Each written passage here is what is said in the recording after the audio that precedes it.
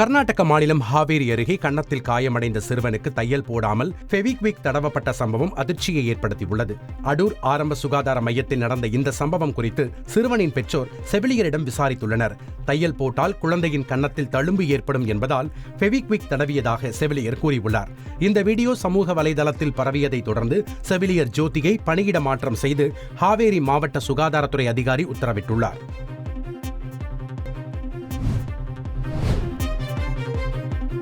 இந்திய கிரிக்கெட் அணியின் முன்னாள் வீரர் ராகுல் டிராவிட் பெங்களூருவில் நடு ரோட்டில் ஆட்டோ ஓட்டுநருடன் வாக்குவாதத்தில் ஈடுபடுவது போன்ற வீடியோ சமூக வலைதளங்களில் பரவி வருகிறது.